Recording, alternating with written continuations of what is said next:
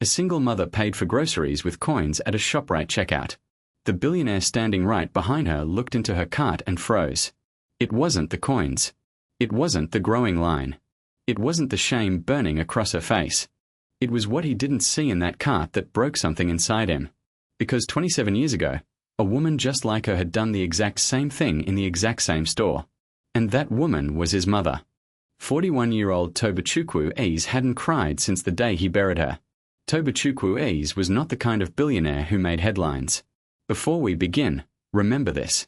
While the story you're about to hear is fictional, the message behind it is very real.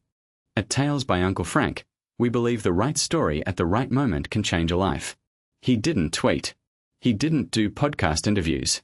He didn't stand on stages at tech conferences telling audiences how to hustle harder. He ran a 7 trillion Nigerian Naira's logistics empire from a corner office in Victoria Island, Lagos. And most people who passed him on the street wouldn't have looked twice. That was by design. At 41, Toby was the sole owner and CEO of Ease Logistics Group, a freight and supply chain company that moved everything from medical equipment to fresh produce across 36 states. He'd built it from nothing. Not from a trust fund, not from a University of Lagos dorm room, not from a family connection that opened the first door. From a rusted box truck he'd bought at 23 with 3.2 million Nigerian Nairas borrowed from a credit union in Mushin that almost didn't approve the loan because his credit score was 581 and his collateral was a handshake. That truck became 2 trucks. 2 became 6. 6 became a fleet. The fleet became a company. The company became an empire.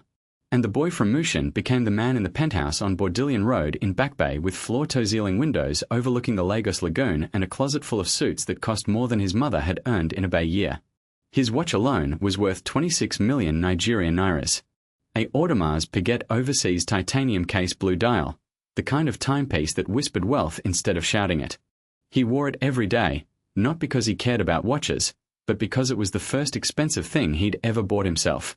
And every time he glanced at it, he remembered what time used to mean when you were poor. Time meant shifts. Time meant bus schedules. Time meant how long until the lights got cut off. Toby didn't flaunt. He didn't own a yacht. He didn't throw parties. His driver, a retired Marine named Chitty, drove him in a black Lexus LS 500 with tinted windows, but Toby sat in the back seat the way other men sat in waiting rooms. Quiet still somewhere else entirely. Because the truth about Tobechukwu, the truth that no Forbes Africa profile or Business Journal feature had ever captured was that he hadn't enjoyed a single day of his wealth. Not one. Not the day the company crossed $1 billion in revenue. Not the day he bought the penthouse. Not the day Business Day Nigeria called him one of the most influential black entrepreneurs in America. Every milestone arrived hollow like a package delivered to the wrong address. Because the only person who would have made any of it matter was already gone. Ifeoma his mother. She died 12 years ago. Congestive heart failure at 54 in a 1-bedroom apartment on Ijeshitedo Street in Mushin with 47,000 Nigerian Nairas in her account and a refrigerator that held half a loaf of bread, a jar of mustard, and a gallon of milk she'd bought for a son who no longer lived there. She died 3 years before Toby made his first million. 3 years before he could have moved her anywhere, bought her anything, given her everything she'd spent a lifetime pretending she didn't need. 3 years too late. That math haunted him the way only permanent math can. The kind you can't renegotiate, can't restructure, can't solve with money or power or time. Ifeoma had worked 2 jobs for as long as Toby could remember. Janitorial at a downtown office building from 6 o'clock in the morning until 2 o'clock in the afternoon. Then prep cook at a soul food restaurant on Lagos-Badagry Expressway from 4 until close. She came home smelling like pine saw and fryer grease. Her hands swollen, her back bent, her smile still somehow intact. And every night, no matter how late she walked through that door, she'd check on Toby in his bed, pull the blanket up to his chin, and whisper the same thing. "You eat first, baby." Mama already ate. She never ate first. Not once. Not in 18 years of raising him alone after his father left when Toby was 3. She'd serve him dinner, sit across the table, and drink water or coffee while he ate, pretending she'd already had something at the restaurant. He believed her until he was 12. Then he started noticing the way she'd push food around a plate without lifting the fork, the way she'd wrap her portion in foil and put it in the fridge for him tomorrow. She gave everything she had and called it enough. She went without and called it fine. And she died before her son could give any of it back. That was the wound Toby carried. Not on his face, not in his voice, not in the way he ran his company with precision and discipline, but deep marrow deep in the place where grief lives after it stops being sharp and becomes something worse, permanent. Every year on the 14th of the dry season, the anniversary of Ifeoma's passing, Toby disappeared. His assistant Funmi knew not to schedule meetings. Chidi knew not to bring the car. The office knew not to call. Toby. Toby. Toby. Because on that day, Tobechukwu stopped being a billionaire. He put on a grey hoodie that had survived since his 20s faded and pillared at the cuffs. He drove his old Toyota Corolla, a 2009 model with 143,000 miles that he kept registered and insured and parked in a private garage for exactly this purpose. And he went home, not to the penthouse. Home, Mushin. He drove down Lagos Badagry Expressway with the windows cracked, letting in the dry season air that still carried winter's bite. Past the barber shop where he got his first haircut. Past the corner store where Ifeoma sent him for milk on school mornings. Past the bus stop where she stood every single day at 5:15 a.m. in shoes that were splitting at the sole because she'd spent the shoe money on his school supplies instead. He parked at Ebony Vault Cemetery and walked to plot 47 sections see a modest headstone grey granite Ifeoma Chisholm E's beloved mother.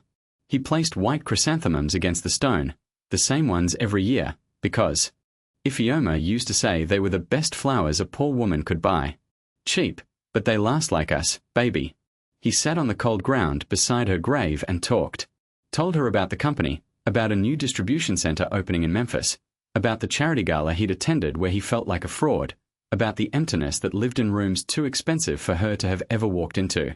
He talked until his voice went thin. And then he sat in silence until the cold made his knees ache. Then he drove to ShopRite. Not any ShopRite. The ShopRite on Lagos Badagry Expressway.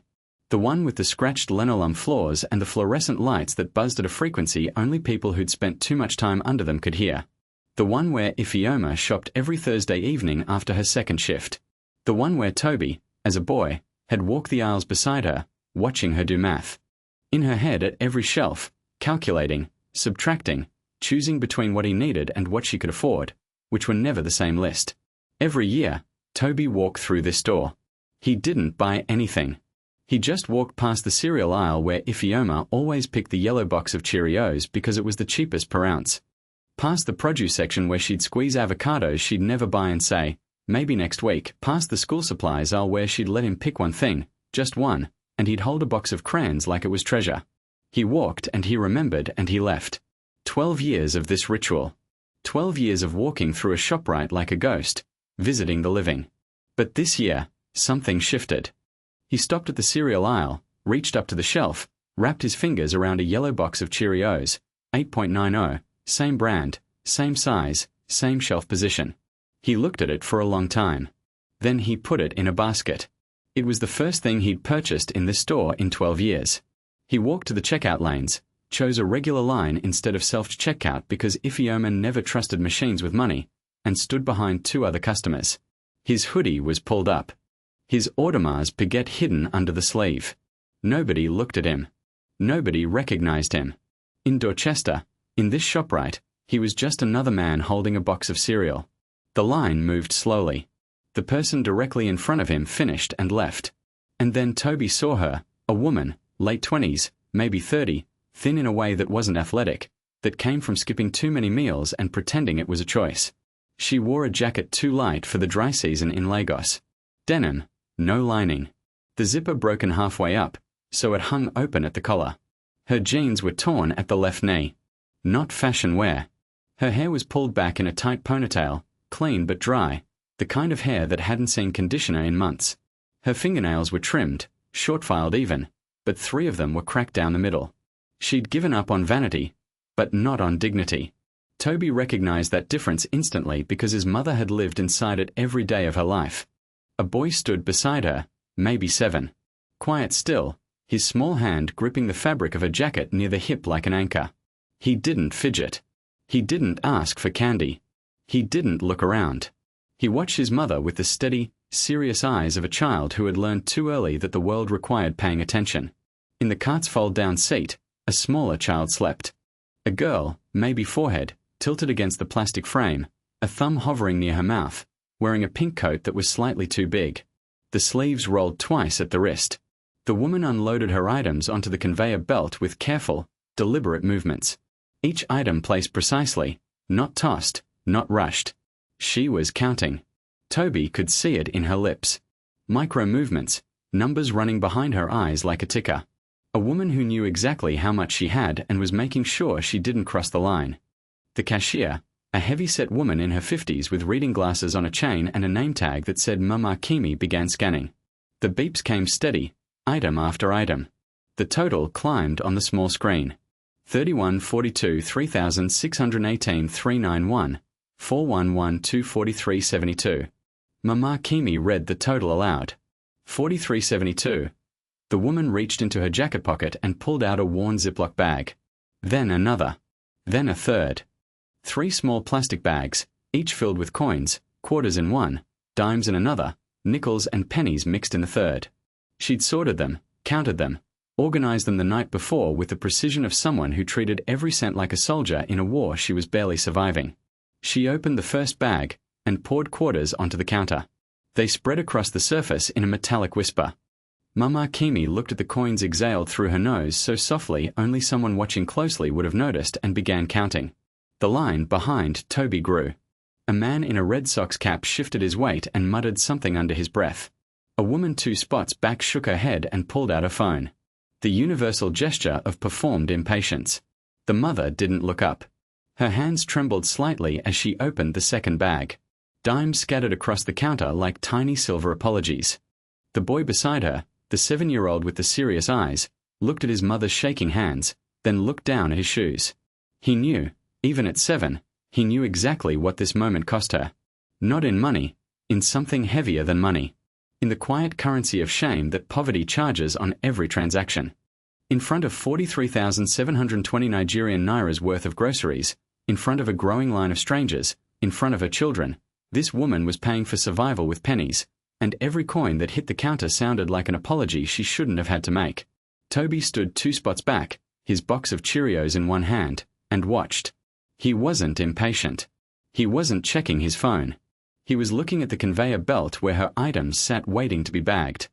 And for the first time, he actually saw what was there. A yellow box of Cheerios, 8.90. The same box, the same brand, the same shelf, the exact cereal he was holding in his own hand. A gallon of whole milk. A jar of peanut butter store brand, the kind with the white label and the plain font that says, "We know you can't afford GIF." A loaf of white bread. A bag of apples. The small ones 5B for £3.99. The cheapest option in produce. A 6-pack of juice boxes fruit punch. The ones with the cartoon parrot on the front. Children's sock size 7. A bottle of children's chewable vitamin C. 2 composition notebooks wide ruled. A box of colored pencils 12 count. And a bottle of children's cough syrup grape flavor. Toby scanned the items again, then once more slowly, the way a man reads a sentence that changes the meaning of everything before it. Every single item was for children. The cereal was for them, the milk was for them. The socks, the vitamins, the notebooks, the cough syrup, all of it. Every coin she was counting, every penny she was scraping from the bottom of a Ziploc bag was being spent on her kids. There was no shampoo, no deodorant, no razor, no lotion, no snack she might have wanted for herself, no meat, no protein of any kind that wasn't peanut butter, no coffee, no magazine, no lip balm, nothing for her, not one thing. Toby looked at the woman again. The broken zipper, the thin jacket, the dry hair, the cracked nails. She was standing in a ShopRite checkout line in the dry season in Lagos where the wind cut through denim like it wasn't there paying for her children's groceries with coins she'd counted by hand the night before and she hadn't spent a single cent on herself. He looked at the Cheerios in her cart, then at the Cheerios in his hand. Same box, same shelf, same store, 27 years apart. His mother's hands had done the same thing on this same counter with the same coins, buying the same cereal for him. Never for herself, always for him. And the whole world had just stopped right there between the beep of a scanner and the clink of a dime hitting for Mika. And Tobechukwu ease could not move. He couldn't step forward, couldn't step back, couldn't breathe without something inside his chest threatening to come apart at the seams. Something he'd spent 12 years welding shut with work and wealth and distance. Because this wasn't a stranger buying groceries. This was his mother standing right there, alive in a different woman's body, repeating the same sacrifice he'd been too young to stop and too late to repay. And the yellow box of Cheerios in his hand felt heavier than anything he'd ever held. Heavier than contracts, heavier than loss, heavier than the granite headstone he'd knelt beside an hour ago. The memory hit him like a fist to the sternum, not gradually, not in soft focus like they show in movies. It came all at once, whole and sharp and merciless, dragging him 27 years backward through time, while his body stayed rooted to the linoleum floor of a ShopRite checkout line. He was 14. Same store, same aisle, same fluorescent hum overhead. But the woman standing at the register wasn't a stranger. She was everything. Ifeoma Ease was 36 years old and looked 50. Not because she was aging badly, because exhaustion had a way of carving time into a woman's face faster than any calendar could. She worked 2 jobs. Janitorial at the Credential Tower downtown 6 a.m. to 2 p.m. scrubbing toilets and mopping floors in an office building where men in suits walked past her like she was furniture. Then prep cook at Ayarisi Buka on Lagos Badagry Expressway, 4 o'clock p.m. to close, peeling potatoes and chopping onions until her fingertips cracked and bled into the cutting board. She came home every night smelling like bleach and cooking grease. Her hands swollen, her lower back bent in a way that never fully straightened anymore. But she smiled always, like the pain was a secret she'd agreed to keep from the world as long as the world kept her son safe. Toby's father had walked out when Toby was 3. No note, no forwarding address, no child support, just a man who decided that the weight of a family was heavier than the door he walked through. Ifeoma never spoke about him. Not with anger, not with sadness, not with anything at all. She simply closed that chapter and carried the rest of the book on her own back. That Thursday evening in ShopRite, Ifeoma placed her items on the conveyor belt with the same careful precision Toby had just watched the woman in front of him use. Every item deliberate, every choice calculated. Cheerios, yellow box, 8.90 whole milk, 1 gallon. Peanut butter store brand. White bread, a bag of small apples, the bruised ones on clearance because they were $1 cheaper.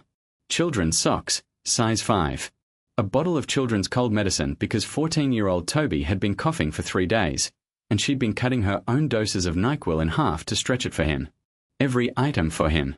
Nothing for her. Not a bottle of lotion for the hands that cracked every winter. Not a box of tea for the headaches she never admitted she had. Not a single thing that existed solely because Ifeoma Ease was a person who deserved things, too. She paid in coins. Quarters first counted out in stacks of 4, then dimes, then nickels and pennies poured from a sandwich bag she'd folded neatly in her apron pocket. The cashier, a teenage girl who couldn't have been older than 16, counted slowly. The line behind them grew. Someone sighed. Someone shifted their weight with the theatrical impatience of a person who had never once worried about whether their debit card would clear. Ifeoma didn't flinch. She stood straight, chin level, eyes forward, hands folded at her waist while the coins were counted. Dignity poured off her like armor. And Toby, 14 and old enough to understand, but too young to fix anything, stood beside her and felt something in his chest that he couldn't name then and still couldn't name now. Something between rage and reverence, between wanting to burn the world down and wanting to build his mother a castle inside it. He watched her count coins and made a promise to himself that he would never let her do this again. That one day he would hand her a credit card with no limit and tell her to buy everything she'd ever skipped, every lotion, every tea, every meal she'd pretended she'd already eaten. That one day, the woman who gave everything would finally receive something back. He was 27 years too late. Mahid said that evening walking to the car with plastic bags cutting into his fingers because he insisted on carrying all of them. You didn't get anything for yourself. Ifeoma smiled. She didn't look at him. She looked straight ahead. Keys already in her hand. The smile of a woman who'd practiced this answer so many times. It came out smooth as scripture. Mama already ate baby. Don't worry about Mama. She hadn't eaten. He knew that now. He'd known it since he was 16 when he started paying attention to the math. When Snap ran out on the 23rd of the month, Ifeoma switched to cash. And when the cash ran out 3 days later, she switched to nothing. Coffee in the morning, free bread rolls from Ayarisi, water from the tap. For 5, sometimes 7 days, she survived on air and willpower, and the absolute refusal to let her son see hunger on her face. She never asked for help. Not from the government, not from neighbors, not from the church on the corner that ran a food pantry every Saturday. "We don't take handouts, Toby," she'd say, pressing his school shirt with an iron that had a frayed cord she refused to replace. "We figure it out." Pride was her weapon. Pride was also her cage, and she lived inside both until her heart gave out at 54 in the apartment on Ijeshitato Street with 47,000 Nigerian nairas in her savings account and a refrigerator that held milk for a son who hadn't lived there in 6 years.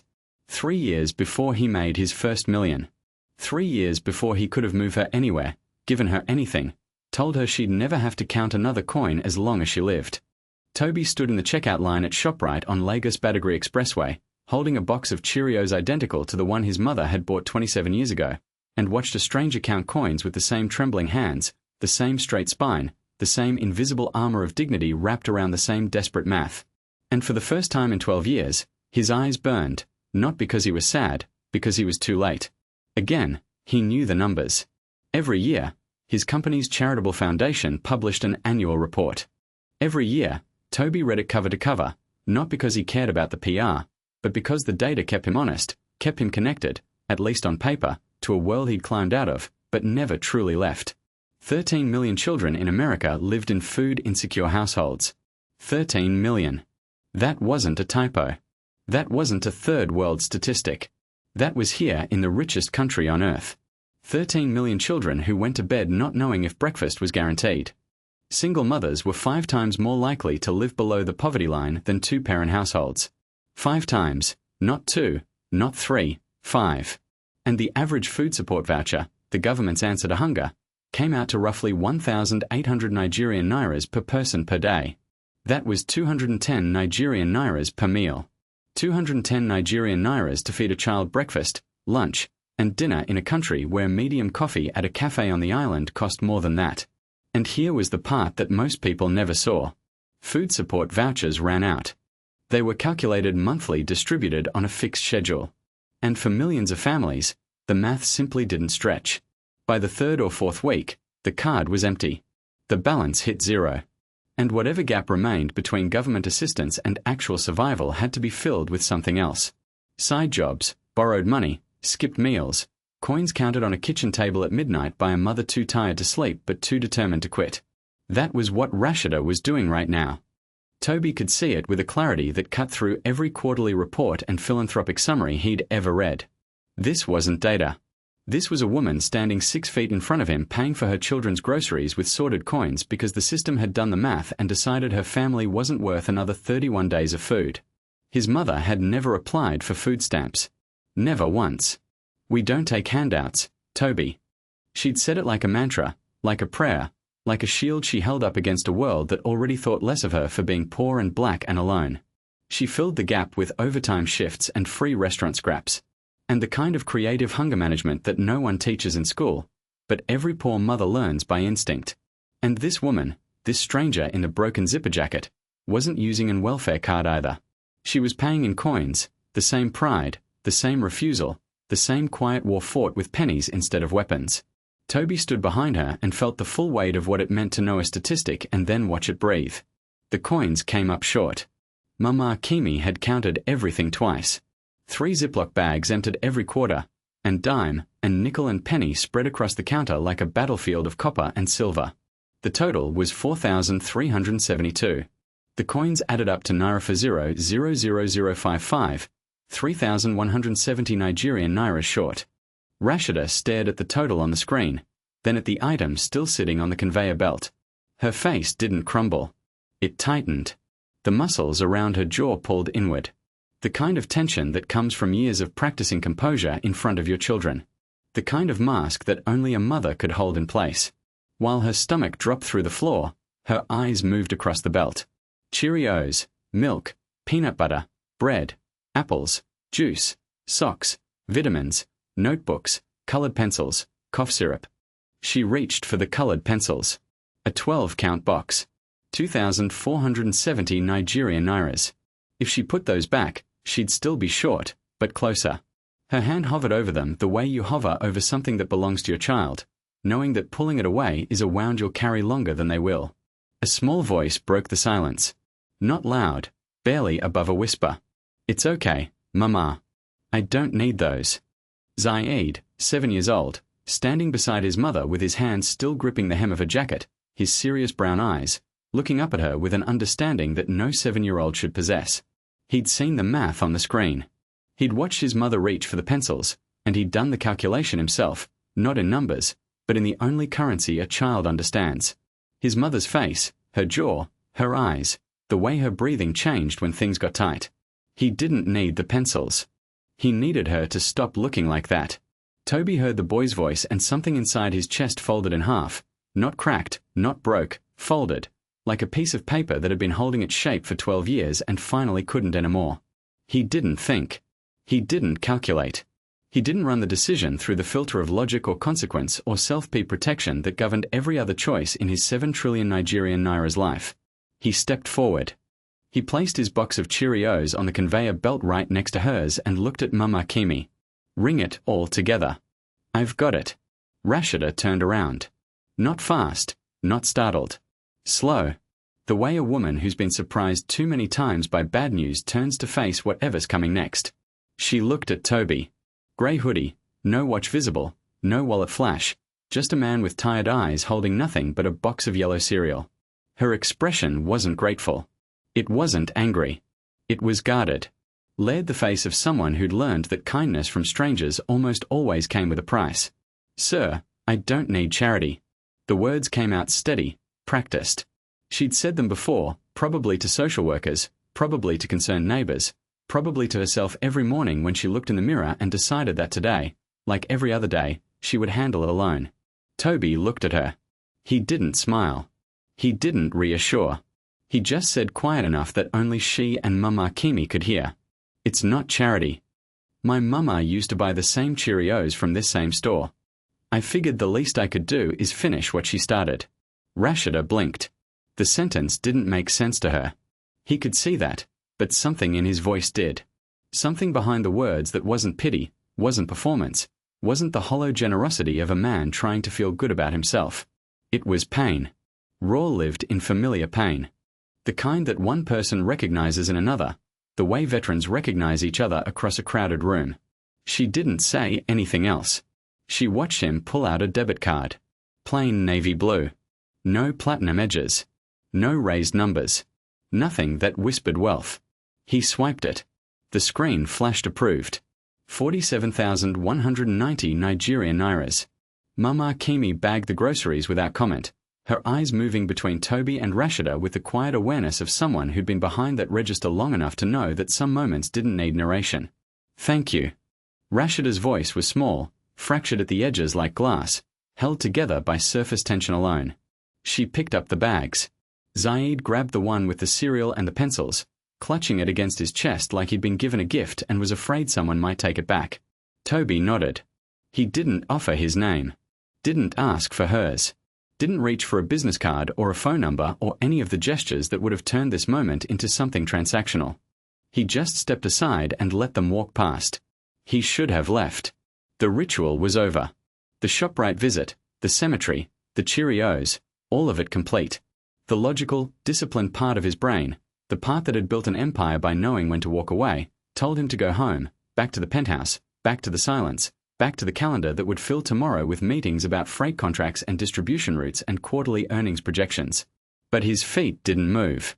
Because he was watching Rashida walk toward the exit, Zaid holding her hand on one side, Sadia, still asleep in the cart on the other.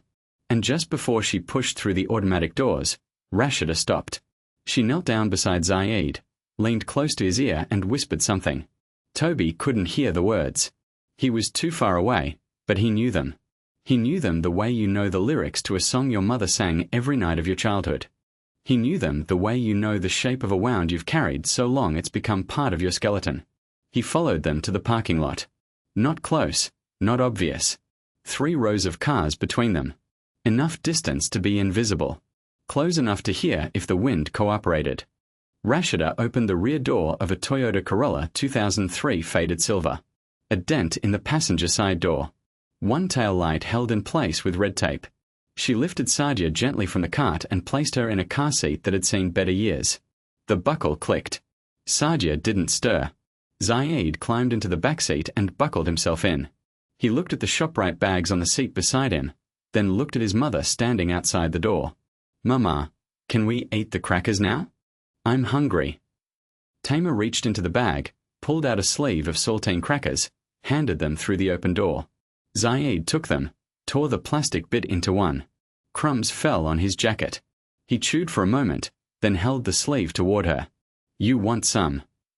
And Rashida Bello, 29 years old, standing in a ShopRite parking lot on Lagos Badagry Expressway in a jacket that couldn't keep out the dry season, looked at her son with a smile that had been passed down through generations of women who loved harder than they lived, and said the 5 words that stopped Tobechukwu's heart. "Mama already ate baby. You go ahead."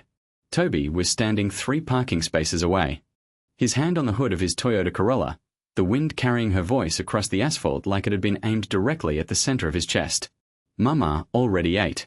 The same words, the same cadence, the same lie wrapped in the same love delivered with the same smile that didn't reach the eyes because the stomach behind it was empty and had been empty since yesterday, maybe the day before, maybe longer. The same performance a million mothers had given in a million parking lots across a million versions of this exact moment, choosing hunger over honesty, because honesty would mean admitting to a 7-year-old that the world had failed them both. Toby put both hands on the hood and lowered his head. The metal was cold under his palms. The parking lot was loud with carts and engines and the distant beep of a truck backing up, but all he could hear was that voice, hers, and underneath it layered like a ghost track on an old recording his mother's. "Mama already ate baby. Don't worry about Mama." 12 years of held-together composure cracked open in a ShopRite parking lot at 4:17 in the afternoon on the 14th of the dry season. He didn't sob. He didn't make a sound. But tears ran down his face and his hand shook against the hood and the box of Cheerios he'd set on the roof of his car sat there catching the late afternoon light yellow monument to everything he'd lost and everything he was looking at right now. He watched the silver Honda pull out of the space. Watched it turn left toward the exit. Watched the brake lights blink red at the stop sign before it merged onto Lagos Badagry Expressway and disappeared into traffic. He pulled his phone from his hoodie pocket. His hands were still shaking when he dialed. Funmi picked up on the second ring. "Mr. Ease, I thought today was your I need you to do something for me." His voice was steady enough to function, but Funmi had worked for him for 9 years. She heard the fractures underneath. "What do you need?" "A background check. Not criminal, situational. Employment history, housing status, family structure, medical education, everything. I need it by tomorrow morning." "Whose?" Toby looked at the empty parking space where the Honda had been. He didn't know her name. He didn't know where she lived. He had nothing except a license plate number he'd read while standing 3 spaces away with tears on his face. He gave Funmi the plate number. Then he said, "And Funmi, this stays between us." Of course. He hung up and stood in the parking lot for a long time. The sun was dropping behind the buildings on Lagos Badagry Expressway, painting the ShopRite facade in the same orange light that used to come through the kitchen window of the apartment on Ijishitato Street while his mother stood at the stove, reheating whatever was left from Ayarisi pretending she'd already had her share. His mother's voice came to him then. Not the lie, the truth. Something she'd said once late at night when she thought he was asleep sitting at the kitchen table with a cup of black coffee and the electric bill open in front of her.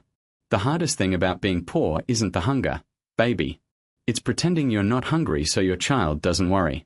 Tobechukwu stood in a parking lot in Mushin and watched the sky go dark and felt for the first time in 12 years that his mother was trying to tell him something. Not from beyond the grave, not in some mystical way, but through the woman who'd just driven away with 2 children and an empty stomach and 3 words that had outlived the woman who first spoke them. Mama already ate. He got in the Honda, sat behind the wheel, didn't start the engine, just sat there watching his breath fog the windshield, thinking about his mother, about the stranger, about the yellow box of cereal, sitting on his passenger seat, like a bridge between 2 women who'd never met, but had lived the exact same life, 27 years apart. He was going to find her, not to give her money, not to be a hero, not to prove anything to anyone, but because his mother had spent her whole life pretending she wasn't hungry, and she died before anyone could sit her down and say, "You matter. You're seen. You don't have to carry this alone." He couldn't save Ifeoma. She was gone. But the woman in the parking lot wasn't. Not yet. And Tobechukwu, who'd built a 7 trillion Nigerian Nairas company on logistics, on the science of getting the right thing to the right place at the right time, finally understood what that skill was actually for. Funmi sent the file at 11:14 p.m. 2 days of digging. 48 hours of pulling public records, cross-referencing addresses, and building a profile from the kind of data that exists in government databases, but rarely gets read by anyone who could actually do something about it. Toby opened the email on his laptop in the penthouse. The city glowed through the floor-to-ceiling windows behind him. The Lagos lagoon was black and still reflecting the lights of Apapa on the far bank. His coffee had gone cold 2 hours ago. He hadn't noticed. Rashida Bello, 29 years old, born in Ajagunle, Massachusetts. Mother Hajia Bello, immigrated from Kano, Nigeria in 1989. Father Musa Bello, American-born, left the family when Rashida was 5. No forwarding address. No child support paid. Last known location, somewhere in Florida. Last contact, never. Toby read that line twice. His own father had left when he was 3. Last known location, nowhere that mattered. Last contact, a door closing, and a silence that lasted a lifetime. Rashida's mother, Hajia Bello, worked as a nursing aide at a long-term care facility in Surulere for 22 years. She died 6 years ago, complications from type 2 diabetes. She was 53. She left behind no estate, no savings, no life insurance. Just a daughter and 2 grandchildren she'd helped raise between double shifts and insulin injections that she sometimes skipped because the copay was 14,000 Nigerian nairas, and 14,000 Nigerian nairas was a gallon of milk, a loaf of bread and bus fare for a week. Ifeoma Ease had died at 54. Congestive heart failure, 47,000 Nigerian nairas in her account, 1 year apart in age, $1 apart in savings. 2 women who'd never met living the same life in different zip codes, dying the same way for the same reason, not from disease. From the accumulation of years spent putting everyone else first and themselves last until their bodies simply couldn't carry the weight anymore. Toby closed his eyes, opened them, kept reading. Rashida graduated from community secondary school, Mushin, with a 3.7 GPA. She was accepted into the licensed practical nursing program at Lagos State Polytechnic on a partial scholarship. She completed 3 semesters top of her clinical rotation. Instructors noted her as exceptional. The word actually appeared in her academic file underlined. Then she got pregnant. She was 22. The father, a man named Femi, whose last name appeared nowhere in Rashida's records because he disappeared so thoroughly. It was as if he'd been erased from the system entirely. Promised to stay, promised to help, promised to be there when the baby came. 4 months after Zaid was born, Femi was gone. Same story, same door, same silence. Rashida withdrew from Lagos State Polytechnic. Not because she wanted to, because there is no affordable childcare for a newborn in Lagos. If you don't have family, don't have a partner, don't have savings, and don't have the kind of safety net that wealthy people assume everyone has, they've never had to live without one. She took 2 jobs. Prep cook at a restaurant on Ajij Motor Road, 6 a.m. to 2 p.m. cleaning crew at an office building in the financial district, 5 p.m. to midnight. Between shifts, she picked up Zaid from a neighbor who watched him for 40,000 Nigerian nairas a week, fed him, bathed him, read to him, put him to bed, and left for the second job before he woke up from his nap. Toby recognized the schedule. It was his mother's schedule, almost hour for hour, prep cook during the day, cleaning crew at night. The same split shift that left you smelling like 2 different kinds of exhaustion and sleeping in a chair because you only had 3 hours before the alarm went off and you had to become a different kind of tired.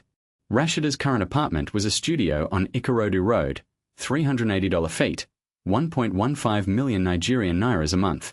That was roughly 70% of her take-home pay. She received food support vouchers for the children, but not for herself. Sadia attended a state-subsidized daycare. Zaid was enrolled in 2nd grade at the Acaja Primary School, but the after-school program cost 120,000 Nigerian nairas a month and Rashida couldn't cover it. So Zaid went home at 3:30 every afternoon and sat alone in the apartment until tomorrow returned at 6, sometimes 6:30, sometimes later if the bus ran behind schedule. A 7-year-old boy alone for 2.5 hours every day because his mother couldn't afford the program that would keep him supervised and safe. And the system that was supposed to catch children like Zaid had too many children to catch and not enough hands to hold them. Toby closed the laptop. The screen went dark. The penthouse went quiet. He sat in the leather chair that cost more than tomorrow's annual rent and stared at the skyline he'd once been so proud of owning a piece of. But he didn't see the skyline. He saw Ijeshitedo Street. He saw the apartment with the peeling linoleum and the radiator that clanked all winter. He saw his mother walking through the door at 11 at night, her hands swollen and cracked, opening the refrigerator, finding the last slice of bread and putting it on a plate for him tomorrow, then closing the door. Going to bed empty. Rashida Bello was living his mother's life. The same jobs, the same math, the same lie at the dinner table. And if no one did anything, she would die the same way. Alone at 50-some in a small apartment with nothing in the bank. And everything she ever had already given away to children who would spend the rest of their lives wishing they'd known sooner. If this story is hitting you, subscribe for more like this. Now, let's continue. The following Thursday, Toby drove the Toyota Corolla back to the ShopRite on Lagos Badagry Expressway. Same hoodie, same jeans, same deliberate invisibility. He parked in the same lot, walked through the same entrance, and did the one thing a man worth 7 trillion Nigerian nairas had never done in his professional life. He gambled. He was betting that Rashida Bello shopped on a schedule. That a woman who counted coins into Ziploc bags and knew the exact price of every item before it hit the conveyor belt was the kind of person who bought groceries on the same day at the same time every week because unpredictability was a luxury she couldn't afford. He walked past the pharmacy section, past the cleaning supplies, past the seasonal display of discounted Valentine's candy that nobody had bought and turned into the dairy aisle. She was there standing in front of the refrigerated case with a gallon of whole milk in one hand and a half-gallon in the other, her eyes moving between the price tags like a calculator, running a program she'd memorized long ago. Zaid stood beside her, holding the edge of the cart. Sadia was in the fold-down seat, awake, this time chewing on the ear of a stuffed rabbit that had seen better decades. Toby approached from the far end of the aisle. Slow, casual. The body language of a man who happened to be in the same store, not a man who'd read a 40-page report about her life 2 nights ago.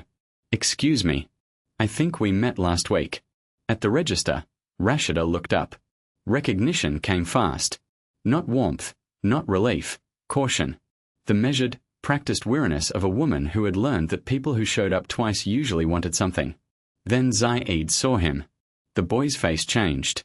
Not a smile exactly, but something close. The softening that happens when a child recognizes someone who was kind to his mother in a moment when the world wasn't. You're the Cheerios man, Zaid said. Toby almost laughed. Almost. It caught in his chest like a hiccup. The sound of surprise mixed with something he hadn't felt in a long time. Delight.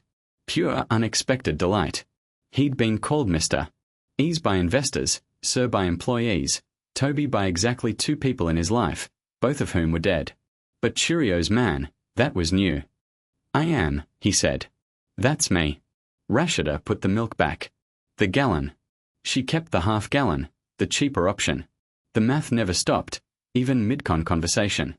I wanted to say thank you again, she said carefully. For what you did. You didn't have to. I know I didn't. Silence. The fluorescent hum of the dairy case filled the space between them. Toby knelt down slow like a man who'd learned from his mother that the fastest way to earn a woman's trust was to speak to her children first. Hey Zaid, what grade are you in? Second. Zaid said at Kenny Akaja Primary School on Akaja. You know it. I used to walk past it every day. My school was 3 blocks over. Zaid stuttered him with those serious brown eyes. Did you walk by yourself every day? Something passed between them. A recognition that only 2 people who'd grown up in the same neighborhood and the same kind of alone could understand. Toby stood and looked at Rashida. Can I buy you and the kids lunch? There's a diner 2 blocks from here. My mom used to take me there after shopping. Rashida's jaw tightened. The instinct to refuse was visible physical, like a wall being built in real time between his offer and her pride. He'd seen the same wall in his mother 1,000 times. The architecture of dignity in a world that offered help like a transaction and expected gratitude like a receipt. It's just lunch, Toby said quietly. No agenda, no strings, just pancakes and bad coffee. Zaid looked up at his mother. He didn't beg. He didn't plead. He just looked with the hope of a child who'd learned to keep his wants small so they'd fit inside what his mother could carry. Rashida exhaled. Okay, just lunch. The diner was called Ayarisi. Not the original. The original had closed 8 years ago when the owner retired, but the new owner kept the name, kept the menu, kept the booth by the window that Ifeoma used to slide into every other Thursday evening after shopping when she'd saved enough that week to buy Toby a short stack of pancakes and pretend she'd already eaten. Toby didn't tell Rashida any of this. He just held the door open and let them walk through. Zaid slid into the booth and immediately opened the laminated menu, scanning the pictures with the intensity of a boy who didn't eat at restaurants often enough for it to feel ordinary. "Can I get pancakes?" he asked, looking at Rashida, not Toby, because he knew who paid for things in his world. "Order whatever you want," Toby said before Rashida could calculate the price. Sadia pointed at a picture on the kids' menu. "The yellow one," she declared. Eggs sunny side up. She didn't know the name. She knew the color, for years old and already fluent in the language of choosing things by sight because nobody had taught her the words yet. Rashida ordered coffee, just coffee, black, nothing else. Toby looked at her across the table. "You're not eating." She wrapped both hands around the mug like a woman trying to absorb warmth through ceramic. "I'm fine." "I already," she stopped. The sentence hung in the air between them, half-formed the first two words of a lie she told 1,000 times to 1,000 people in 1,000 variations. "I already ate. I'm not hungry. I had something at work." The universal language of mothers who'd perfected the art of disappearing their own hunger so thoroughly that it became invisible even to themselves. But she couldn't finish it. Not here. Not in front of this man who'd paid for her groceries with a box of Cheerios and a sentence about his mother that still echoed in her head a week later. Something in his eyes when he'd said it. Something that told her he knew. The second half of that sentence, the part she never said out loud. The part that went, "I already ate, which means I didn't eat, which means I won't eat until tomorrow, which means the math works out. And my children never have to know." Toby didn't wait for her to finish. He flagged the waitress. "2 short stacks, please. One for the gentleman here and one for her." He nodded toward Rashida. "Same thing. Butter and syrup." Rashida opened her mouth to protest. "My mom used to say the same thing," Toby said quietly. His voice wasn't preachy. It wasn't pitying. It was the voice of someone pulling a thread they'd carried for decades. "I'm fine. I already ate. Don't worry about me." She said it every single day. Took me 25 years to figure out she was lying every time. Rashida stared at him. Her lips pressed together. Her eyes glistened. Not with tears exactly, but with the kind of moisture that rises when someone says out loud, "The thing you've been hiding underwater for so long you forgot it was there." The pancakes arrived. Zaid attacked his with the unself-conscious joy of a 7-year-old who had temporarily forgotten that the world was complicated. Sadia poked her eggs with a fork, fascinated by the way the yolk ran across the plate like liquid gold. Rashida looked at the pancakes in front of her, stacked, buttered, warm. She picked up the fork slowly like someone who'd forgotten the weight of eating without calculating who else needed to eat first. She took a bite, chewed, swallowed, and for a moment, just a moment, the tightness in her shoulders loosened, and she looked like a woman who was simply eating breakfast instead of a woman performing the endless calculus of sacrifice. She told him about the nursing program. Not because he asked, because the pancakes had done something that a week of sleepless nights couldn't. They'd made her feel for 11 minutes in a vinyl booth, like a person instead of a system. She told him she'd been 3 semesters into the nursing program at Lagos State Polytechnic, top of her clinical rotation. Instructors had used the word exceptional. She told him about the pregnancy, about Femi, about the withdrawal, about the 2 jobs, about Zaid coming home to an empty apartment every afternoon because after school cost $120 a month, and $120 a month was 4 days of groceries. She didn't tell it like a tragedy. She told it like a list. Calm matter-of-fact. The way you describe a problem you've stared at for so long, it's lost its emotional charge and become just another wall you walk around every day. But Toby heard the charge underneath. He heard the dream that had been folded and placed in a drawer so deep she'd almost forgotten which drawer it was in. "What would you do?" he asked if you could go back to school. Rashida stopped chewing. She looked at him with an expression he'd seen before on the faces of people in boardrooms when someone asked a question that changed the shape of the entire conversation. "I'd finish my nursing license." The answer came immediately. No pause, no calculation, no weighing of probability or practicality. It came the way truth comes when it's been held captive and someone finally opens the door. "I'd finish my nursing certificate, then I'd work toward my registered nurse. I want to be in community health clinics. The ones in neighborhoods like this where people can't afford to get sick but can't afford not to." Toby looked at her.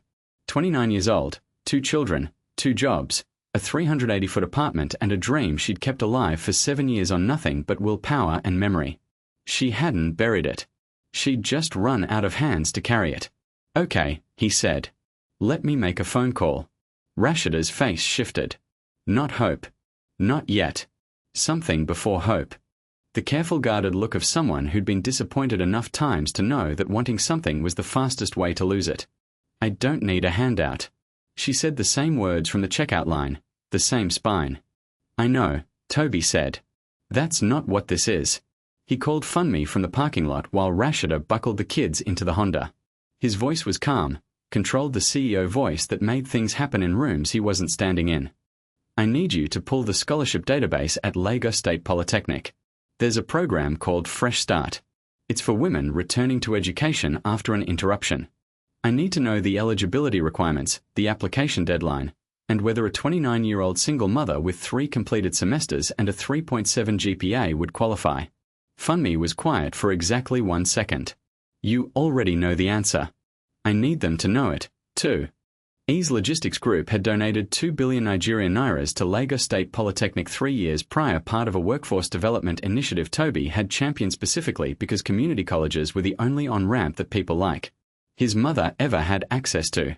He'd never imagined that the money he'd given to an institution would one day create a path for a specific woman he'd meet in a checkout line. But life, as his mother used to say, has a longer memory than we give it credit for. Funmi called back within an hour. The Second Chance Scholarship covered tuition books and clinical fees for qualifying candidates. Rashida qualified. She had always qualified. The scholarship had been available the entire time she'd been scrubbing office floors at midnight. She just didn't know it existed because no one in her orbit had ever told her. And the system that was supposed to connect people to resources had too many people and not enough connectors. That was the thing about poverty that data never captured and policy papers always missed. It wasn't just a lack of money. It was a lack of information and asymmetry that kept the doors locked.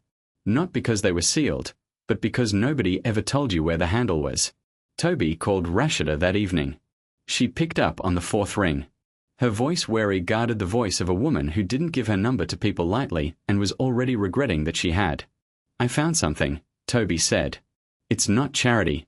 It's a scholarship you already qualified for. Someone just needed to tell you it existed." Silence on the line. "Then what kind of scholarship?" "Nursing at Lagos State Polytechnic. Full tuition, books, everything. It's called Fresh Start. It was designed for exactly your situation."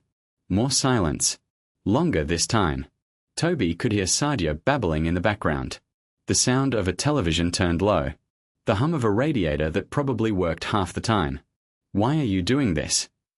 Rashida asked. And for the first time, the question wasn't suspicious. It was genuine.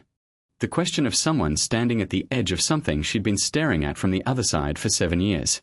"Because my mother spent her entire life qualifying for things no one ever told her about," Toby said. "And by the time I had the resources to find them for her, she was already gone."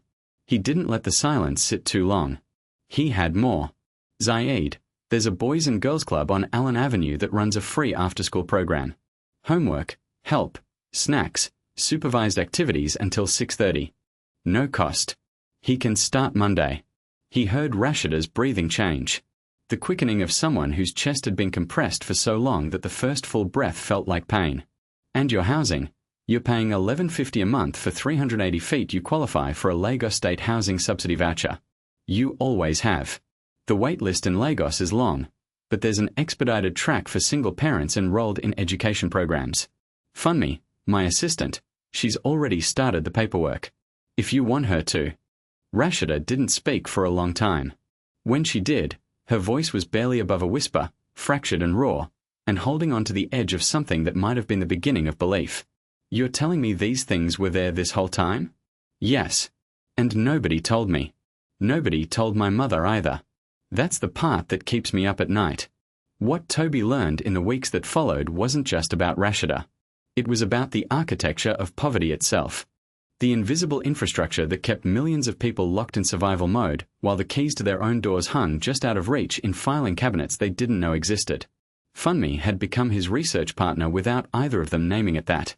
She'd been his assistant for 9 years, managed his calendar, his travel, his professional life with surgical precision. But this was different. This was personal. And Funmi knew it because she'd grown up in Surulere herself, 3 zip codes from Rashida's apartment, and she recognized the terrain. She's receiving SNAP, Funmi told him during a call that was supposed to be about a shipping contract, but had veered somewhere more important. But she's not on maternal nutrition support, women, infants, and children. It's a separate federal program. Covers milk, cereal, eggs, fruits, vegetables, peanut butter, specifically for mothers with children under 5. Sadia qualifies. Rashida qualifies. It would save her 60,000 Nigerian nairas to 80,000 Nigerian nairas a month on groceries. Why isn't she on it? Because nobody told her. The programs don't talk to each other. Government food support is administered through one office, WIC through another. There's no system that flags a family and says, hey, you're eligible for this other thing, too. You have to know it exists. Find the office, fill out a separate application, provide separate documentation, and show up during business hours, which for a woman working 2 jobs is essentially impossible. Toby leaned back in his chair. 7 trillion Nigerian nairas. And the thing that made him angriest wasn't a business competitor or a failed acquisition. It was a filing cabinet. The housing situation was worse.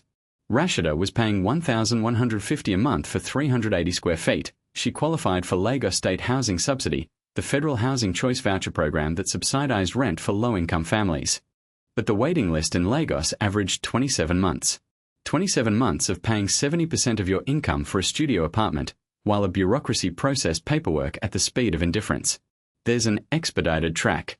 Funmi said for single parents enrolled in approved education or workforce programs. If Rashida starts the nursing program, she moves up the list significantly. How significantly? 6 to 9 months instead of 27. Every piece of the puzzle connected to every other piece. The scholarship enabled the education. The education enabled the expedited housing. The housing freed up income. The income stabilized the family. The stability allowed the children to thrive. It was a chain and every link existed already. Every program was funded, operational, available. The only thing missing was the connector. The person who could see the whole chain at once and say, here, this is how the pieces fit. The system isn't broken, Toby said to Funmi that night, standing at his window, watching the lights of Lagos flicker like a circuit board designed by someone who'd never lived in the dark. It's designed to be hard to navigate, and the people who need it most are the ones with the least time to figure it out. Rashida started classes at Lagos State Polytechnic on a Tuesday in April. Night sessions 6:30 to 9:45, 3 evenings a week. The Second Chance Scholarship covered tuition books and clinical fees. She wore the same jeans she'd worn to ShopRite, but she'd ironed them.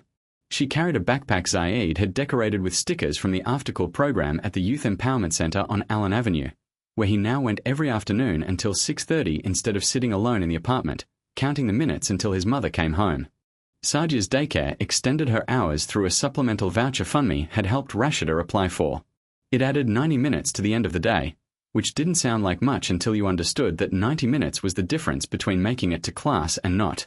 The first week, Rashida sat in the back row of the anatomy lecture hall and didn't speak. She took notes in a spiral notebook she'd bought at the dollar store, writing small and tight to make the pages last. The professor, a woman in her 50s named Dr. Yatun Koka, taught with the kind of clarity that made complex systems feel like stories. The nervous system was a highway. The circulatory system was a river delta. The skeletal system was architecture. Rashida understood architecture. She'd been building and rebuilding her own life structure for 7 years with materials that kept breaking. By the second week, she raised her hand in class for the first time. By the third week, she answered a question the rest of the room couldn't. By the fourth week, Dr. Koka pulled her aside after lecture. You learn like someone who's been waiting for this, the professor said. Rashida looked at her. I have been 7 years. Dr. Koka nodded the nod of a woman who recognized hunger that had nothing to do with food. Don't waste it. Toby stayed in the background. He didn't visit the campus. He didn't attend classes. He didn't insert himself into the daily rhythm of a life that wasn't his. He called Tam every 2 weeks. Short calls 10 minutes 12 at the most. How are the kids? How's the program? Do you need anything? The answer to the last question was always no. And Toby respected that because he knew it meant she was building something she could stand on by herself. And the worst thing he could do was make her dependent on someone else's flaw. Sometimes a package arrived at her apartment from Amazon. A used copy of Taber's Encyclopedic Medical Dictionary, a set of color highlighters, a pocket-sized anatomy flashcard set, no note, no return name, just a shipping label from a warehouse in Kentucky. Rashida knew who it was. She didn't mention it. Neither did he. The building on Ikorodu Road began to change around her. Not physically.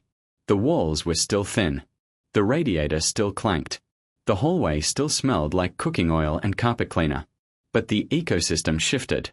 Aya Basayare lived in apartment 3121 floor above Rashida. 68 years old, retired from the Lagos public school system after 31 years as a cafeteria worker with knees that HDHD when it rained and a television that stayed on all day because the silence bothered her more than the noise. She'd watched Rashida come and go for 2 years. Watched her rush down the hallway with Sadia on one hip and a bag over the other shoulder. Watched her come home at midnight, fumbling with keys, her back bent like a woman twice her age.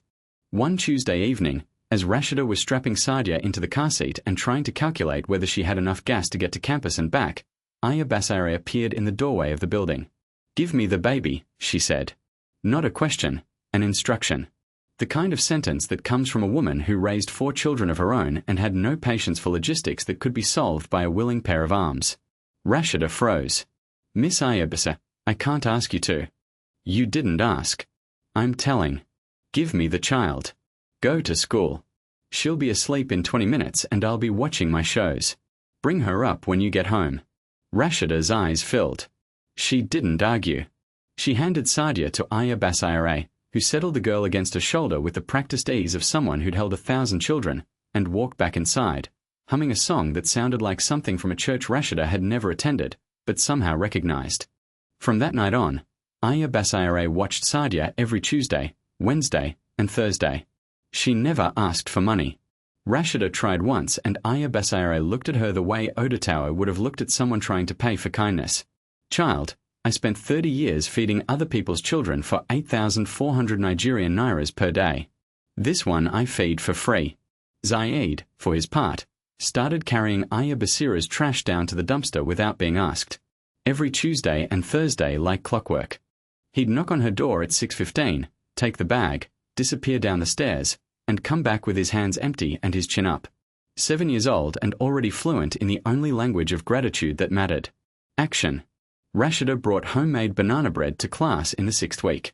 She'd baked it at midnight the night before using a recipe she'd found in a library book and Banana's Jewel had given her that were going brown. She cut it into 12 pieces and set it on the shared table in the study room where 4 other students, all women, all mothers, all returning after interruptions that had lasted between 3 and 11 years, gathered after Lecture 2. Review notes. "I figured if we are all going to suffer through the musculoskeletal system together, we might as well eat," Rashida said. They laughed. They ate. They studied. And by the 7th week, the study group had a name chosen by a 34-year-old woman named Blessing, who was returning to school after leaving an abusive marriage and starting over with nothing but a court order and a determination to become something her daughter could be proud of. They called themselves the Second Chances. Rashida was becoming slowly and without announcement the center of a small orbit. Not because she saw it, because she'd been helped. And the first thing she did with the stability was extend it outward. The way a person who'd been drowning and finally touches solid ground doesn't climb to higher land, but turns around and reaches back into the water. Month 4 broke her. Not all at once. Not dramatically. The way most things break when you're poor and tired and trying to hold together a life that has too many moving parts and not enough margin for error. It breaks quietly in the space between 2 a.m. and 5 o'clock a.m. When the apartment is dark and the world is asleep and you're the only person awake because sleep is a luxury that requires a mind at rest and your mind hasn't rested in 4 years. Sadia got an ear infection on a Wednesday. Double otitis media both ears, the kind that turns a 4-year-old into a screaming, inconsolable furnace of fever and pain. The pediatrician prescribed amoxicillin 14,000 Nigerian nairas with the discount card and 3 days home from daycare. 3 days. 3 days meant tomorrow couldn't work the morning shift at the restaurant. One missed shift was 180,000 Nigerian nairas she wouldn't see on Friday's check. 180,000 Nigerian nairas was groceries for a week and a half. 180,000 Nigerian nairas was the margin between making rent and not. And the anatomy midterm was on Friday. Rashida sat on the floor of her apartment at 2 o'clock in the morning with her back against the radiator, the textbook open across her knees, the pages blurring because her eyes had been open for 21 hours. Sadia was asleep on the sofa, the fever broken by 10 o'clock, but the exhaustion lingering in her small body like a tide that hadn't fully gone out. Zaid was asleep in the bed, curled around a pillow, his backpack already packed for morning because he was the kind of child who prepared for tomorrow before today was finished. Rashida stared at the diagram of the skeletal system. 206 bones. She could name 142 from memory. She needed all of them by Friday. Her vision swam. Her hands were shaking, not from cold, from the particular kind of tremor that comes from running on coffee and adrenaline and the refusal to admit that you've reached a wall. She picked up her phone, scrolled to a name she'd added 3 weeks ago. Hesitated, pressed call. Toby answered on the second ring. 2:15 in the morning, and his voice was clear, alert, the voice of a man who was sitting at a desk surrounded by shipping manifests and quarterly projections. Because sleep was something he'd sacrificed so long ago, he'd stopped, counting it as a loss. I can't do this. Rashida's voice was flat. Not crying. Worse than crying. The absence of crying. The sound of a woman who'd used up every drop of emotional fuel and was running on fumes. I can't be a student and a mother and a worker all at the same time. Something has to give. Toby was quiet. The kind of quiet that fills a phone line. Like pressure, like the air before a storm that hasn't decided whether to break or hold. My mother worked 2 jobs, he said finally. His voice was low, careful, the voice of someone choosing every word like it cost something. Raised me alone. Never once sat in a classroom after high school. Did you know what she wanted to be? No. A teacher. 4th grade. She used to tell me when I was little.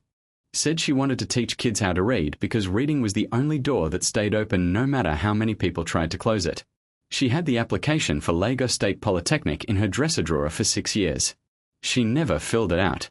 She never had time. She was too busy making sure I had time. Silence. She ran out of time. Rashida, 54 years old, heart failure in a 1-bedroom apartment. She never sat in a classroom. She never stood in front of a room full of 9-year-olds and taught them how a sentence works. He paused. You still have time. Don't waste hers. The words landed in the dark apartment like stones dropped into still water. Don't waste hers. Not don't waste yours. Hers. The accumulated hours of every mother who'd worked 2 jobs and skipped meals and counted coins and said Mama already ate so her child could have one more chance at something she never got. Rashida didn't respond. She set the phone on the floor beside her, pressed both palms flat against the textbook. The skeletal system stared up at her 206 bones arranged in the shape of a body that was designed to stand upright, even when everything around it collapsed. She wiped her eyes with the back of her hand, turned to the section on the axial skeleton, and read. She stuttered until 5 in the morning. 3 hours of silence broken only by the turning of pages and the click of the radiator and the soft breathing of 2 children who would never know that their mother almost quit at 2:15 a.m. on a Thursday in July and kept going because a man she barely knew reminded her that time was a debt she owed to women who'd never had enough of it. She took the midterm on Friday, scored a B+. Not perfect, not the top of the class, but passing solid earned in the trenches of a life that gave her no margin and demanded everything. When she told Toby the grade on their next call, he was quiet for a moment. Then he said, Your mother would have been proud of that. And for the first time in the conversation, Rashida's composure cracked. Not with sadness, with the particular kind of grief that comes from hearing someone name a person you've been carrying in silence for 6 years. She would have, Rashida whispered. She really would have. The 14th of the dry season came again the way it always did. Quiet, heavy, the kind of day that sits on your chest before your eyes even open. Toby drove the Toyota Corolla down Lagos Badagry Expressway with the windows cracked. Same hoodie, same route, same silence in the car that felt less like absence and more like presence. Like someone sitting in the passenger seat who'd been gone for 12 years but never really left. He parked at Ebony Vault Cemetery and walked to Plot 47 Section C. The headstone looked the same grey granite Ifeoma Chisholm E's beloved mother. The grass around it was trimmed because Toby paid a groundskeeper 100,000 Nigerian nairas a month to keep it that way. One of the smallest and most important line items in his entire financial life. He placed the chrysanthemums against the stone, white, the cheap ones that lasted. Like us, baby, he sat on the cold ground the way he did every year, his back against the granite, his knees pulled up, looking out across the rows of headstones that stretched toward the treant. For 12 years, he'd come here and talked about business, about revenue, about expansion plans and quarterly projections, and the new distribution center in Memphis. He'd talk about the company because the company was the only language he had left. The only proof he could offer that the years she'd spent counting coins and skipping meals and lying about having already eaten had produced something measurable, something that looked like it was worth the cost. But this year he didn't talk about the company. I met someone, Ma. The wind moved through the cemetery. A bird called from somewhere behind the maintenance shed. She reminds me of you.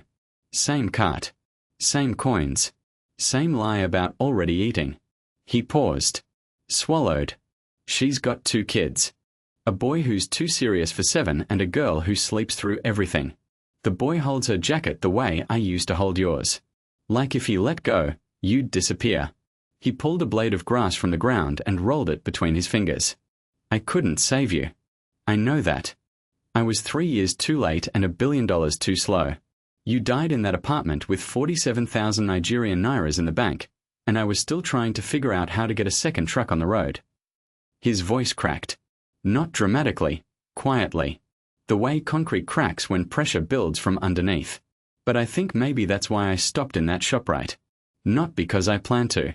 Not because I'm generous or kind or any of the things people say about me in magazines. I stopped because the universe put your face on a stranger and dared me to walk past it, and I couldn't. I physically could not walk past your face again. He leaned his head back against the stone. I've been running from this for 12 years. Ma, building things, buying things, filling up the penthouse with furniture that costs more than our apartment, and pretending that's the same as filling up the emptiness. But it's not. You know it's not. You always knew the difference between full and furnished. A car passed on the road beyond the cemetery wall. The sound faded. The quiet returned. I think I've been helping her because I'm trying to help you. And I know that doesn't make logical sense. You're gone. She's not you, but she's living your life, Ma. The same 2 jobs. The same empty fridge. The same smile that says everything's fine. While her stomach eats itself, he wiped his eyes with the heel of his hand. If I can't go back and fill your cart, maybe I can fill hers. If I can't sit you down at Ayarisi and make you eat the pancakes instead of watching me eat them, maybe I can do it for her. Not as a replacement, as a continuation, as proof that the way you loved me didn't die when you did. He sat there until the sun moved behind the trees and the shadow of the headstone stretched long across the grass. Then he stood up, pressed his palm flat against the cold granite, the way you press your hand against a closed door when you know someone's on the other side, and walked back to the car. He'd built a 7 trillion Nigerian nairas company. He'd moved freight across 36 states. He'd been on the cover of Forbes Africa and Business Day Nigeria and every business publication that measured human beings in dollars.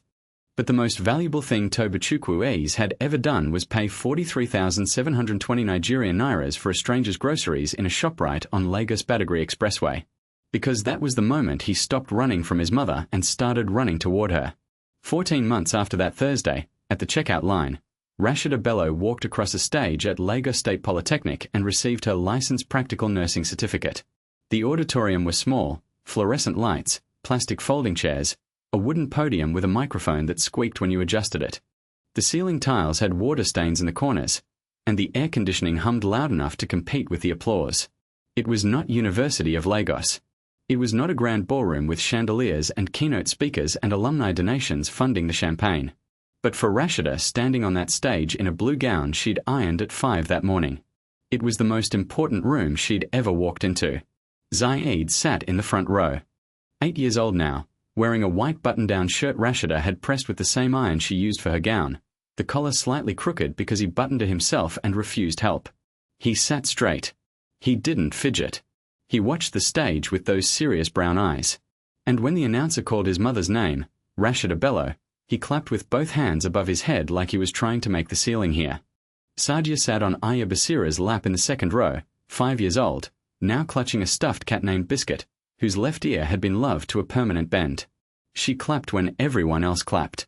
Not because she understood the significance, but but because clapping felt like the right thing to do when Mama was smiling and everyone else was making noise. Toby sat in the third row. Hoodie, jeans, the Audemars Piguet hidden under his sleeve. Nobody around him recognized him. Nobody looked twice. He was just another guest in a room full of families watching their people cross a stage. And that anonymity was the most comfortable thing he'd worn in years. Rashida walked to the podium. The dean handed her the certificate. She took it with both hands the same way she'd held the Ziploc bags of coins at ShopRite 14 months ago. But this time, her hands didn't shake. This time, the thing she was holding wasn't a measurement of what she couldn't afford. It was proof of what she could become. She looked out at the audience, found Zaid first, then Sadia, then Jewel, then 3 rows back the man in the hoodie who'd paid for her Cheerios with a sentence about his mother and changed the trajectory of her entire life without once making her feel like she owed him anything. Their eyes met. Toby nodded. Small, the kind of nod that carries more than words can hold. After the ceremony, the hallway was crowded with families taking photos, graduates hugging children running between legs. Rashida found Toby near the water fountain, standing apart from the crowd the way he always did, like a man who'd built a life in boardrooms, but felt most himself in margins. She didn't say thank you. She'd said it before enough times that the word had begun to feel too small for what it was supposed to contain. Instead, she reached into the pocket of her blue gown and pulled out a small white envelope. "This is for you," she said. Toby took it, opened it. Inside were bills and coins. He counted without thinking the way you count when the numbers are already familiar. 43,720 Nigerian nairas exact. And a folded piece of paper, notebook paper, the kind from a composition book. He unfolded it. Rashida's handwriting small and neat for the next mama who says she already ate. Toby looked at the money, looked at the note, looked at Tam, his throat locked, his eyes burned. The man who ran a 7 trillion Nigerian nairas empire and negotiated contracts with Forbes Africa top 100 companies and never not once lost his composure in a business meeting stood in a community college hallway holding 43,720 Nigerian nairas and could not speak. Zaid appeared from somewhere in the crowd weaving between adults with the precision of a child who'd learned to navigate tight spaces. He tugged on the hem of Toby's hoodie. "Mr. Toby, Mama says you're coming to dinner, right? She made jollof rice and she said you have to eat because she knows you skip meals too." Toby looked down at the boy. 8 years old, serious brown eyes, the white shirt slightly crooked. The same boy who told his mother he didn't need colored pencils because he understood the math of being loved by someone who couldn't afford to love herself at the same time. Toby laughed. Not the polished boardroom chuckle he used at galas and investor dinners. A real laugh. The kind that breaks loose from a place inside you that hasn't been open in so long you forgot the door existed. The kind of laugh his mother used to pull out of him on Thursday evenings at Ayarisi when she'd steal a bite of his pancakes and pretend she hadn't. "Your mama's right," Toby said, his voice thick. "I do skip meals." Rashida was standing at the end of the hallway, Sadia on her hip. Biscuit, the cat dangling from Sadia's fist. She watched Toby and Zaid walking toward her, the billionaire in the hoodie and the 8-year-old with the crooked collar. And she smiled. "You eat first." This time, she called out, "I already ate." And there it was. The same 5 words. Mama already ate. But for the first time, they weren't a lie. They weren't a sacrifice wrapped in a smile designed to protect a child from the weight of what was missing. They were a joke. A real warm-earned joke between 2 people who knew exactly what those words had cost every woman who'd ever said them and meant the opposite. Toby smiled back and something in his chest. Something that had been frozen since a 1-bedroom apartment on Ijeshitato Street and 47,000 Nigerian nairas in a bank account, and a woman who gave everything and called it enough that something finally, after 12 years, thawed. Tobechukwu ease didn't save Rashida Bello. He opened a door she was already strong enough to walk through. The 43,720 Nigerian nairas wasn't the gift. The gift was being seen, truly seen by someone who recognized the sacrifice because he'd watched it consume the person he loved most. Sometimes the richest thing you can give someone isn't money. It's not a scholarship or a housing voucher or a seat in a classroom. It's the sentence, "I see what you're doing. It matters. You matter. And you don't have to carry this alone." This story is fictional, but the systems it describes are real. Food insecurity affects 1 in 8 households in America. The national nursing shortage exceeds 200,000 unfilled positions. Lagos state housing subsidy. Housing wait lists average 27 months in major cities. Second chance scholarships exist at most community colleges across the country and go unclaimed every year because the people who qualify don't know they exist. Every one of these programs can be found with a single search. Every one of them has the power to change a life if the right person finds them at the right time. I wrote this because I believe the most dangerous lie in poverty isn't "I can't afford it." It's "Mama already ate." It's the lie parents tell so their children never have to feel the weight of what's missing. It's the lie that keeps families functioning while the person holding them together slowly disappears. If you know a parent like that, someone who counts coins, who skips meals, who buys everything for their kids and nothing for themselves, don't look away. Don't walk past. See them. That's where everything starts. If this story touched you today, take a moment to like the video, subscribe to Tales by Uncle Frank, and share it with someone who might need a little hope right now. And in the comments, tell us who was the person who believed in you when you needed it.